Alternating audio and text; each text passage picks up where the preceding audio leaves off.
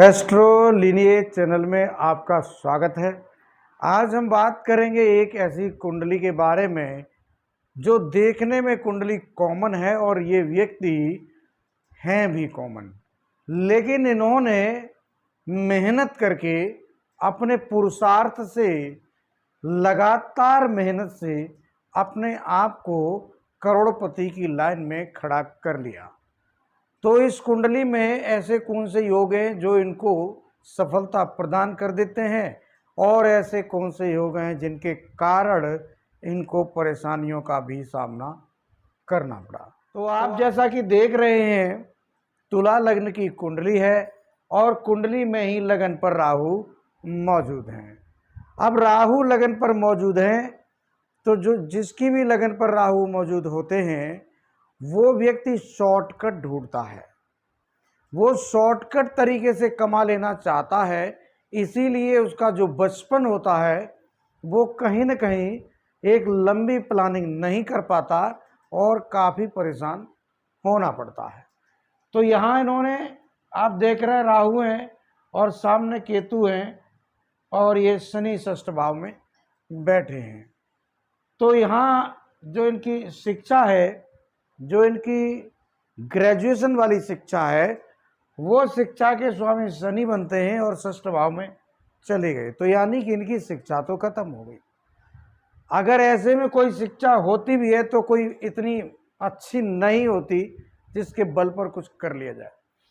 तो यहाँ शिक्षा का जो इनका योग है वो काफ़ी कमज़ोर है, इसके कारण इन्होंने शिक्षा प्राप्त नहीं भी कर पाई। अब आप इसमें एक जो अच्छा योग है वो देखेंगे कि लग्न के स्वामी शुक्र और भाग्येश बुध युति करके भाग्य भाव में विराजमान है। तो जब भाग्य भाव में शुक्र और बुध की युति होगी तो इस युति को कहते हैं लक्ष्मी योग।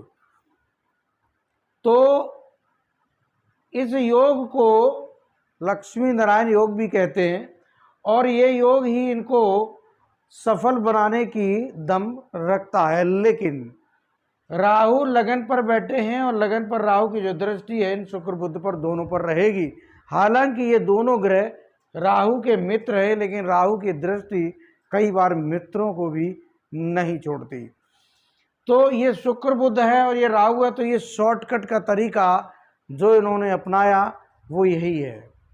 लेकिन इनकी कुंडली में गुरु उच्च के बैठे हैं। तुला लगन में गुरु कारक ग्रह नहीं होते, लेकिन क्योंकि गुरु की दृष्टि यहाँ बैठे नीच मंगल हैं और धन के स्वामी मंगल हैं, उन पर भी होगी और इसके अतिरिक्त इनके चतुर्थ भाव पर होगी और इनके षष्ठ भाव शनि पर भी होगी। षष्ठ भाव जो है वहाँ के स्वामी गुरु उच्च होकर बैठे हैं, तो यहाँ इनको शनि है, तो नौकरी तो इनको मिलेगी और नौकरी की भी तो नौकरी मिलेगी, लेकिन शनि के कारण से कहीं ना कहीं नौकरी मेहनत की हो जाती है।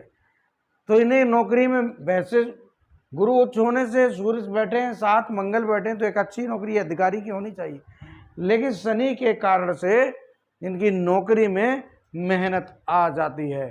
तो ऐसा व्यक्ति मेहनत करता है और बाद में नौकरी करके और उसी फील्ड में कोई प्राइवेट नौकरी करते हैं और नौकरी करके उसी फील्ड में धीरे धीरे अपनी कंपनी बनाते हैं और आगे चल के वो कंपनी बड़ी हो जाती है। तो इसी तरह की ये कुंडली है। आप यहाँ एक दूसरा योग देख सकते हैं। धन भाव के स्वामी सूर्य हैं और धन के स्वामी सूर्य हैं और लाभ के स्वामी आपके मंगल और सूर्य हैं। तो धनेश मंगल और लाभेश सूर्य की जो युति है वो कर्क राशि में है, जो कर्म के स्वामी है, और वो कहाँ गए, वो चले गए आपके लाभ भाव में। यानी कि यहाँ चंद्र और सूर्य का राशि परिवर्तन भी हो गया। तो इस तरह का ये जो योग है, हालांकि इस कुंडली में, तुला लग्न की कुंडली में गुरु और सूर्य बहुत अच्छे नहीं होते, फिर भी सूर्य आपके लाभे से तो एक अच्छा फल जरूर देंगे।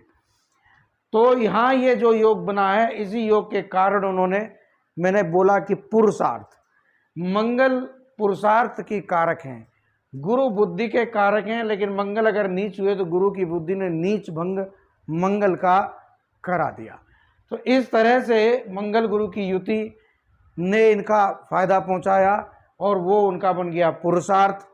कर्म भाव पे बैठे हैं, तो मेहनत, ज़्यादा मेहनत करके इन्होंने अपने आप को खड़ा किया और अपने को करोड़पतियों की लाइन में शुमार कर लिया।